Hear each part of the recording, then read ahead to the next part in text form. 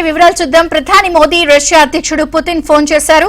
ఇక 2 రోజుల క్రితం అలాస్కాలో అమెరికా అధ్యక్షుడు ట్రంప్ తో భేటీ అయిన వివరాలను మోదీకి పుతిన్ వివరించారు. ఉక్రెయిన్ వివాదాన్ని శాంతియుతంగా పరిష్కరించుకోవాలని రష్యా అధ్యక్షుడు పుతిన్ కు తెలిపినట్టు ఎక్స్ వేదికగా మోదీ తెలిపారు.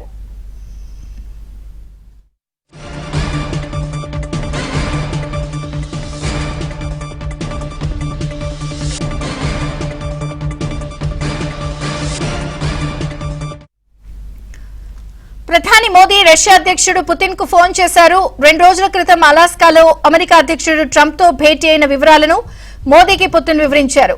ఉక్రెయిన్ వివాదాన్ని శాంతియుతంగా పరిష్కరించుకోవాలని రష్యా అధ్యక్షుడు పుతిన్ కు తెలిపినట్లు ఎక్స్ వేదికగా మోదీ కూడా తెలిపారు.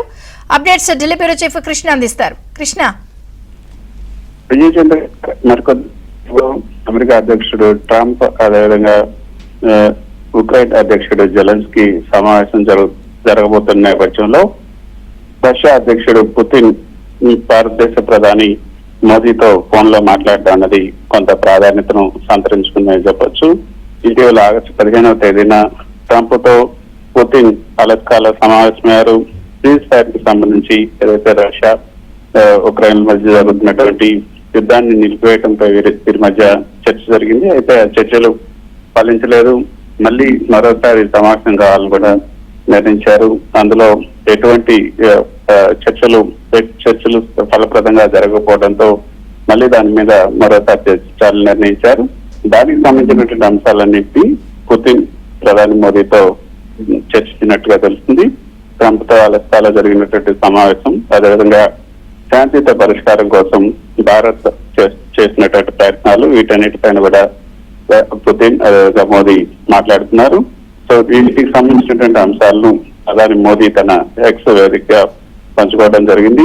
పుతిన్ అమెరికా అధ్యక్షుడు డొనాల్డ్ ట్రంప్ తో అలాస్కాలో జరిగినటువంటి సమావేశం, ప్రతిపాదిత శాంతి ఒప్పందం, ఈ అంశాలన్నీ కూడా ఇవే ప్రధాన చర్చాంశాలుగా ఈ రోజు జరిగినటువంటి ఈ యొక్క ఫోన్ సంభాషణలో ఉన్నట్లుగా మోదీ తెలిపారు.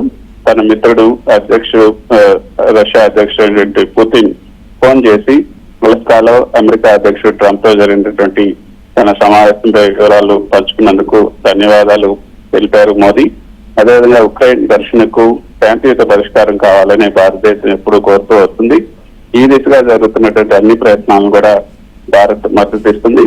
రాబోయే రోజుల్లో తమ చర్చలు సంభాషణలు కొనసాగుతాయని కూడా ఆశిస్తున్నానంటూ ఎక్స్ లో మోదీ ప్రకటించారు. అయితే ఇటీవల రష్యా ఈ యొక్క అలాస్కాలో జరిగినటువంటి చర్చల సారాంశం కనుక మనం చూస్తే ఎటువంటి షరతులు లేకుండా ఈ సీజ్ ఫైర్ ని నిలిపివేయాలంటూ ట్రంప్ చేసినటువంటి ప్రతిపాదనను పుతిన్ తిరస్కరించారు.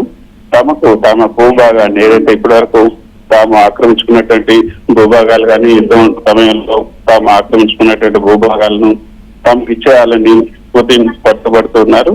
అదేవిధంగా ఉక్రెయిన్ నాటోలో చేరకూడదు, క్రిమియా రష్యా భూభాగం దాన్ని రష్యాకి ఇచ్చేయాలి, రష్యన్ చర్చ్ స్వేచ్ఛగా ఉండాలి, ఆంక్షలు ఉపసంహరించాలని కూడా ప్రతిపాదనలు ఉన్నాయి.